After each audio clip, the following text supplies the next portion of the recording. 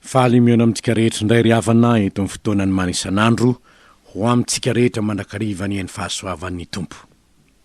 Manohy ny fandinian'ny bokin'ny Genesisy sika. Genesisy toko 4:20 andininy 7:20 ka hatramin'ny andininy 4:20 no anjarantsika anio. Genesisy toko 4:20 andininy 7:20 ka hatramin'ny andininy 4:20. Ivavaka isika alohan'ny amakitsika izany isaotra an'Andriamanitra sady angataka ihany koa ny taridala ny fanahy masina. Miondrika amin'ny fanetrenteny eto anatrehanao zahay, ry Andriamanitra ray sy zanaka ary fanahy masina noho ny famondramponao sy ny fitiavanao nahatraranay izao fotoana izao indray. Azonay hiaraka miay noho ny teninao, midera sy mankalaza ny anaranao zay no zany. Manome voninahitra anao zay satria fahasoavana avy aminao ny mahatosa ao anay ry Tompo. Andinika ny teninao ndray ary zahay, sokafy ny fonay sy ny sainay, ahafantaranay zay tena mambara aminay ry Tompo. Amin'ny anaranao no anaovanay izany vavaka izany. Amen. Genesisy toko 4:20 andininy 7:20 ka hatramin'ny andininy 4:20. Vakintsika amin'ny anaran'ny Tompo zany. Ary tonga ny anankiray izay efa nandositra ka nanambara tamin'ny Abrahama Hebreo, zay noho natao akazo terebitany Mamre, Amorita, rahalahiny Eskola sy Anera. Fa ireo dia olona efa vita fanekena tamin'ny Abrahama. Ary raha nahare Abrahama fa lasa kobabo ny rahalahiny, dia nitondra ny ompikely ny 800 amby 300 izy, zay efa nahainy ady ka nanentsika hatrany dana. Dia nitoko amely azy no ny aliny izy sy ny andevilany, dia namely azy izy ka nanentsika azy hatrany Hoba, izay ao avaratry Damaskosy. Ary napody ny fananana rehetra izy, ary lota rahalahiny sy ny fananany dia nampidiny koa mba amin'ny vehivavy sy ny vahoaka. Dia nivoaka mpanjakany Sodoma itseran'ny Abrahama teo andohasa Save, lohasahan'ny mpanjaka zany. Rehefa niveriny izy, avy nandresy any Kedarlaomera, izay sy ireo mpanjaka nombazy. Ary Melkizedeka mpanjakany Salema nivoaka nitondra mofo sy divay. Ary izy dia mpisoron'Andriamanitra avo indrindra. Dia nitsodrano azy izy ka nanao hoe, ho tahin'Andriamanitra avo indrindra ny Abrahama, dia Andriamanitra zay nahary ny lanitra sy ny tany. Ary isaorana ny Andriamanitra avo indrindra zay efa nanolotra ny fahavalonao teo an-tananao. Dia nomeny Abrahama azy ny ampahafolon'ny zavatra rehetra. Ary hoy ny mpanjakany Sodoma tamin'ny Abrahama, meo any olona fa ny fananana ento ihany ho anao. Fa hoy Abrahama tamin'ny mpanjakany Sodoma, zaho efa nanangatanana tamin'ny Jehovah Andriamanitra avo indrindra zay nahary ny lanitra sy ny tany, fa tsy hanyray na taretra na fehikapa aza am'izay rehetra mety ho anao. Fandrao ataonao hoe zaho no nampanankrenany Abrahama. Afa-tsy izay efa nohaniny zatovo sy ny anjaran'ny olona zay niaraka tamiko, dia Anera sy Askola ary Mamre. Aoka ho raisinareo ny anjarany. Ray masino, mana masinanay amin'ny fahamarinana, ny teninao ny fahamarinana.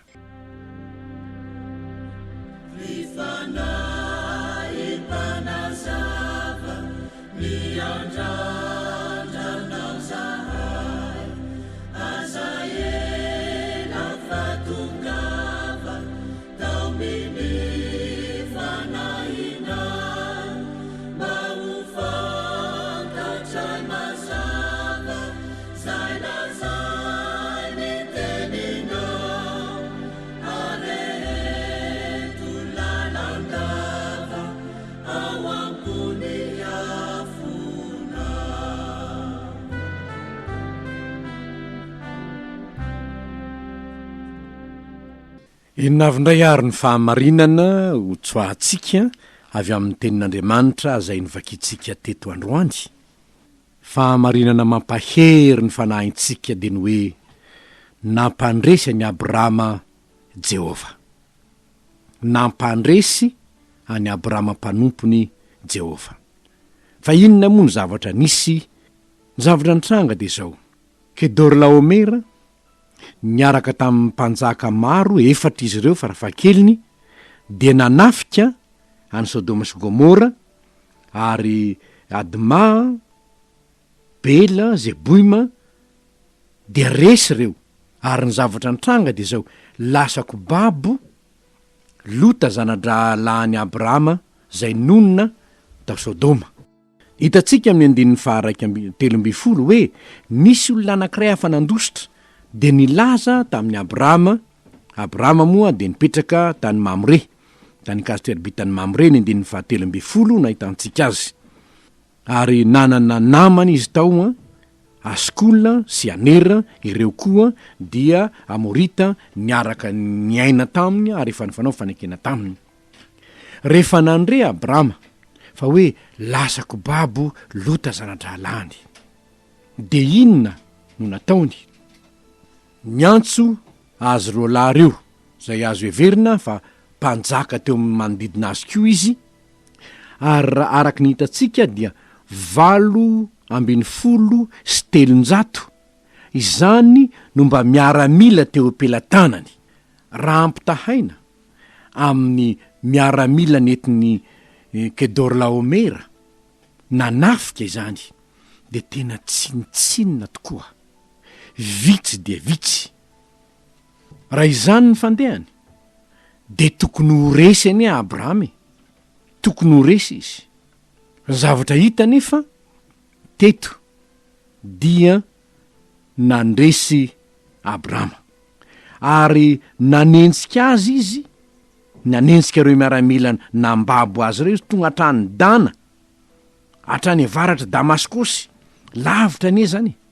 Raha Sodoma sy Gomora makany avaratra Damaskosy, rehefa tena eritreretinao zany lalany zany, farafahakeliny zany lalany zany any amin'ny 500 kilometatra, farafahakeliny zany.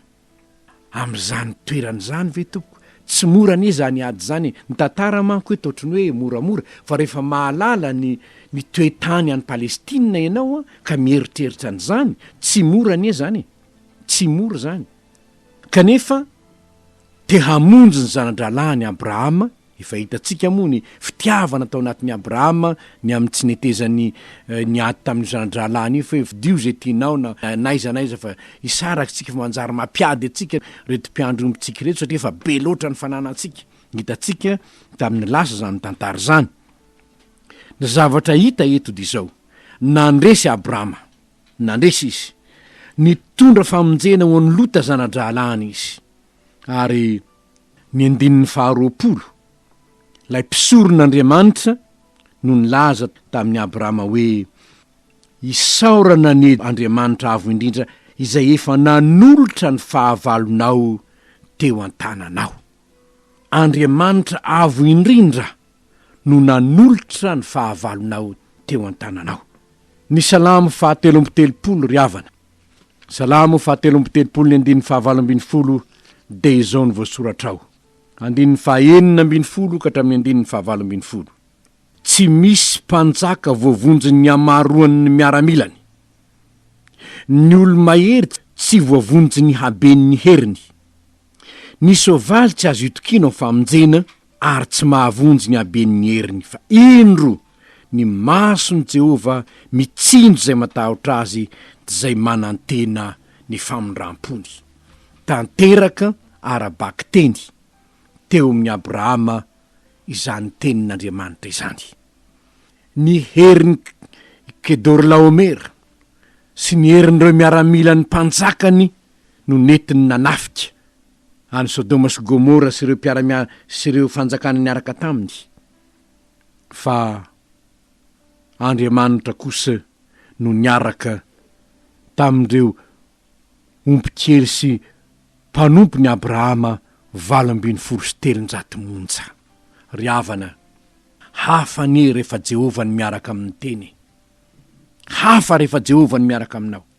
Na inona hery ny fahavalo rehefa Jehovah no miaraka amin'ny olony, de Jehovah no manolotra ny fahavalony eo am-pelatanany. Efa hitantsika tantara maro, na de tsy resaka afatsy ny amin'ny Ezekia fotsiny ihany asika.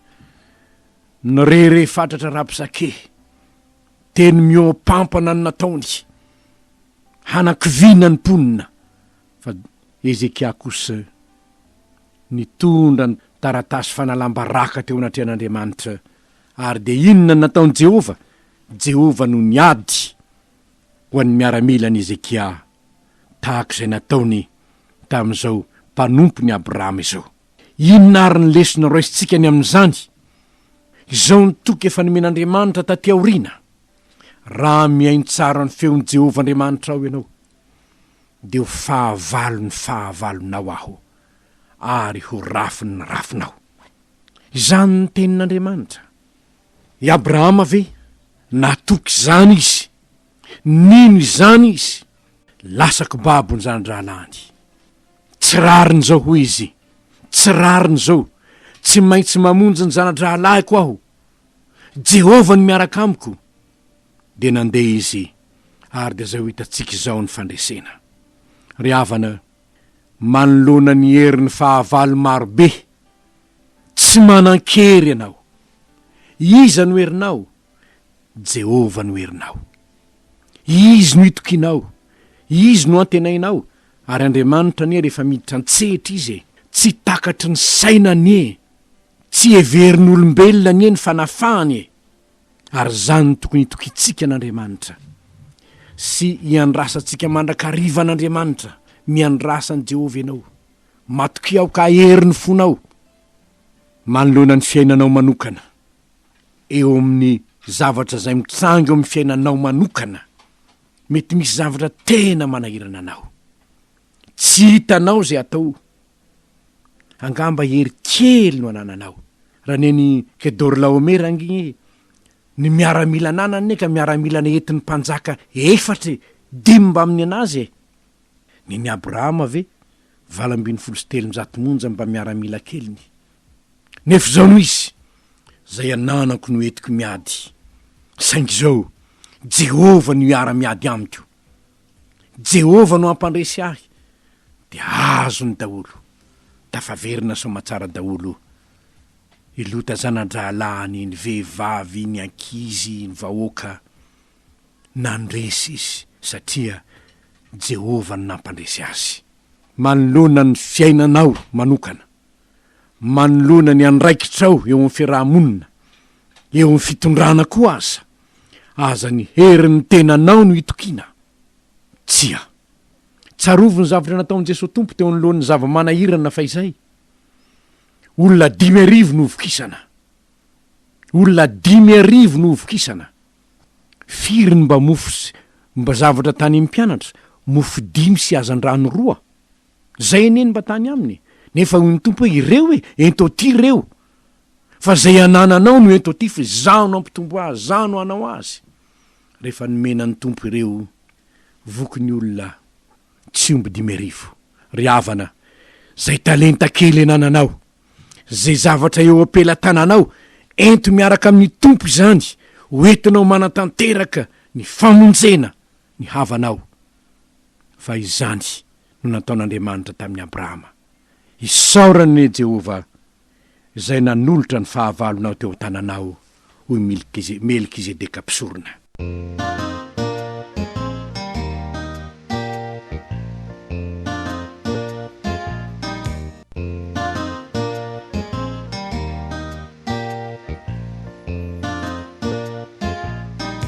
Fahamarinana faharoa, no tsofiny Melkizedeka rano, Abrahama mpandresy. Rehefa niverina Abrahama nandresy, indro Melkizedeka mpisoron'Andriamanitra, mahagaga ry havan'io Melkizedeka io. Fa raha ny bokin'ny Hebreo ny jerena, dia olona mahagaga mihitsy olona io, satria tsy olona teraka teto ambonin'ny tany izy io, nefa mpanjaka ny Salema. Hebreo 7 ny 1 ka hatramin'ny 1 fa io Melkizedeka io zay mpanjaka ny Salema sy mpisoron'Andriamanitra avo indrindra, lay nitsena ny Abrahama rehefa niverina avy nandresy ny mpanjaka maro izy, ka nitsodrano azy, sady mena Abrahama ny ampahafolo ny zavatra rehetra. Voalohany, raha dika ny anarany dia mpanjaka ny fahamarinana, dia vao mpanjaka ny Salema koa, izany hoe mpanjaka ny fiadanana, tsy nanan ray, tsy manandreny, tsy mahana tantara-pirazanana, tsy mahana voalohan'andro na farany fiainana, fa natao tahaka ny zanak'Andriamanitra. Izy de mitoetra ho mpisorona mandrakizay. Melkizedeka, mpisoron'Andriamanitra mandrakizay. Io no nitsodrano any Abrahama avy namonjy ry havana tandindon Jesosy tompo io. Maro satria amin'ny Hebreo 7 io de fampitahana any Kristy Melkizedeka. Io Melkizedeka io no nitsodrano any Abrahama avy nandresy namonjy ny vahoaka. Jesosy tompo no itsodrano anao raha mandeha amin'ny finoanan'Andriamanitra ianao, ary manatanteraka ny famonjena ny hafa. Andraikitry Abrahama zany, fa efa nanomen'Andriamanitra azy mamonjy ny fireneny, ny firenen'ny zanadralandy, matoa Andriamanitra nilaza taminy hoe misy zao, de lasa Abrahama. Ary rehefa nandresy izy tsodrano no nomena azy. Ry havana, rehefa mandresy any Satana isika, mandresy ny herin'ny maizina isika, ary manampy ny olona hiala amin'ny fahotana ho amin'ny mazava isika, Melkizedeka no nitsodrano anao. Ary moa tsy Jesosy tompo ve no nitsodrano? Indro za momba anareo mandrakariva ambara-patongany fahatamperana zao tontolo zao. Tsodrano men'ny tompo atsika zany, mba hoentitsika ihany koa miaina sady manavitra ny mpiray firenena amintsika amin'ny alalan'ny fitoriana ny filazantsara. Andraikitsika ny manambara izany, hahazo tsodrano avy amin'ny Melkizedeka zay manam-pikasana hamonjy ny rahalany. Mazava loatra moa ry havana, fa fitiavana te hamonjy ny taompony Abrahama ka ny fahamarinana ny hitatsika eto izao, na de nomena rena avy amin'izay babo azy izy, tsy naky izy. Satria tsy aka babo natony any Abrahama andeha hiady, tsy arena ny tediaviny, tsy volamena ny tediaviny, fa famonjena ho an'ireo lasako babo. Zany ny toetra tsara nanany any Abrahama. Hoy ny mpanjaka ny Sodoma taminy, meo any olona fa ny arena eto anao, ny fananana eto anao, fa ahoana ho izy? Tsy andray na de taretra na fihikapa aza aho, na de iray aza. Za tsy mila. Zay nomen'Andriamanitra ahy efa ampiady, tsy mila ny am'ireny fananany reny aho, fa avereno amin'ny tompony ny fananany. Zao ihany no angatahako. Zay tokony homena any anera sy esikola ary mamre, zay miaraka tamiko, zay lany ny teny an-dalana, satria lavitra ny lalana nale avy amin'ireo fananan'ireo no mba nihinana ny teny an-dalana. Izay ihany, fa ny amanokana ve tsy mila na inona avy aminao aho ry mpanjaka. Ampy antsodrano nomena ahy, ampy ahy zay fa nomen'Andriamanitra ahy.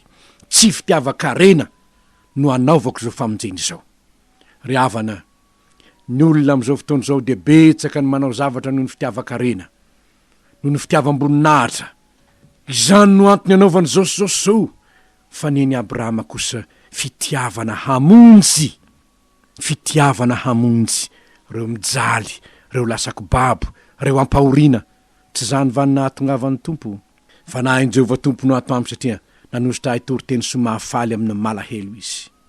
Zany na atongavan'i Jesosy tompo amin'ny asa mandraharaha zay ataonao, amin'ny zavatra rehetra zay ataonao, aokareo ny fitiavana ny havanao, fitiavana ny fiarahamonina, fitiavana ny tanindrazana no ibaiko anao.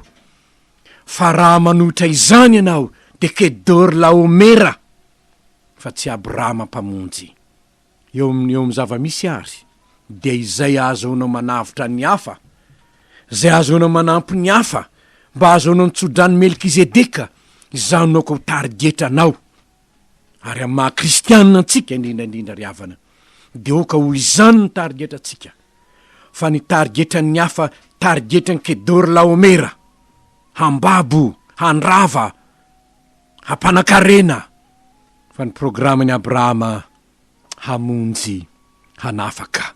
Ary zany ny programa tahin'Andriamanitra, zany ny programa miaraka amin'Andriamanitra.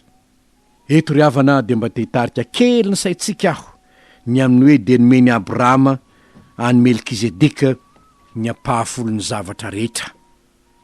Io moa natao hoe fahafolo-karena io. Mba te hanao tsipely teny kely aho fa io dia zavatra nitohizany lalàna mihitsy io.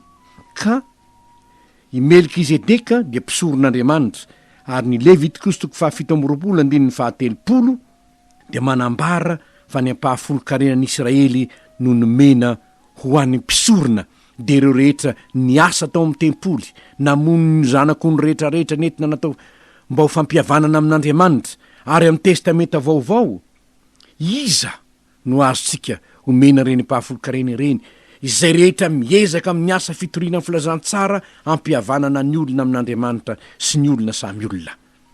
Satria ny raha nataon'ny mpisorona tao amin'ny tempoly, ireo raha ireo no fampihavanana ny olona tamin'Andriamanitra. Ary ankehitriny tsisy tsony zany raha izany, fa ny fitoriana ny raha ny Kristy voaomby tamin'ny hazo fijaliana, izany no asa mpisoronana. Ary tokony ho toanana ny asa fitoriana ny filazantsara hanambarana ny Kristy, ilay zanak'ondrin'Andriamanitra manaizotra ny fahotana zao tontolo zao. Raha manao zany ianao, dia hoy ny Tompo amin'ny Malakia hoe hovoako anao ny varavarakely ny lanitra. Malakia 3:7-12 hampidinako fitahina ho anao. Tsy terena nefa io, safidinao io, tsy terena io. Fa raha tianao ny asan'Andriamanitra, tiana ny asa mpisoronana, nomeny Abrahama ho an'ny Melkizedeka ny ampahafolon'ny zavatra rehetra. Enganie ry havana, enganie, ka iredareda ao anatin'ny fonao ny fanohanana ny asa fitoriana ny filazantsara, fa izany ny fanotarana ny fanjakan'Andriamanitra ety an-tany. Ary isika kristianina dia mihira mandrakariva fa ngana ry mpanjaka andray ny lovanao. Jesosy mpanjaka malaza no tompo mpanjakanay. Ahoana no hampanjaka an' Jesosy tompontsika eto Madagasikara? Ny fitoriana ny filazantsara, programan'Andriamanitra izany. Ary zay miasa ao amin'izany programan'Andriamanitra izany, dia Andriamanitra no hanampy azy, hiaro azy, hanohana azy. Satria ny programantsika vavaka ataontsika isanandro dia ny hoe ho tonga ny eny fanjakanao, hatao any eny sitraponao. Reo ndray ary havana ny fahamarena amen'Andriamanitra antsika androany. Jehovah no mampandresy amin'ny ady nataony Abrahama araky ny nambarany Melkizedeka mpisorona be. Ary fantatry Abrahama raha teo zany, koa dia nomeny ny mpisorona be ny mpahafolon'izay babo azony. Notsofin'ny Melkizedeka rano Abrahama satria mpandresy noho ny finoanan'Andriamanitra. Fitiavana no mameno ny fony Abrahama, fa tsy fitiavan-karena na tonga azy hanafitra ny rahalany. Enganie, koa izany fitiavana izany no ameno ny fotsika rehetra mba ho voninahitra Andriamanitra ny fandresentsika sy ny fanarahantsika ny programan'Andriamanitra hisiny ny fiadanana, hamerina ny fiadanana indray amin'ny zanadrahalany, amin'ny firenentsika. Fa ny sitrapon'Andriamanitra ve fiadanana hoe ty ambon'ny tany amin'ny olona kasitrany. Koa izay rehetra manohitra izany dia manohitra n'Andriamanitra izy. Tsy ho isan'izay mpanohitra n'Andriamanitra ny ianao, fa isan'izay mpikatsaka ny fahasambarany mpiarabelona aminao. Ka raha misy lasako baba azy izy reny, dia ianao no amerina azy noho ny fitiavana. Na misy babo ny fahotana, na misy babo ny fahantrana, na misy babo ny fahazaran-dratsy, dia ianao no hanafaka azy hiara-miasa amin'Andriamanitra ianao, hampiditra azy ao amin'ny fanjakam-piadanana dia ny fanjakan'i Kristy. Ary ianao dia ho tsofiny Melkizedeka rano, ahita fitahiana ianao, satria mahatoky lay fananao ny teny fikasana. Ivavaka isika. Andriamanitro, ny teny zay omenao anay dia ahitana ifampianarana mandrakariva ao anay. Mangataka rehefa mandresy an'ny Satana isika mandresy ny heriny maizina isika ary manampy ny olona hiala amin'ny fahotana ho amin'ny mazava isika. Melkizedeka no nitsodrano anao ary moa tsy Jesosy tompo ve no nitsodrano. Indro za momba anareo mandrakariva ambara-patona ny fahatamperan'izao tontolo zao. Tsodrano men'ny tompo atsika izany mba hoentitsika ihany koa miaina sady manavitra ny piray-firenena amintsika amin'ny alalan'ny fitoriana ny filazantsara. Andraikitsika ny manambara izany hahazo tsodrano avy amin'ny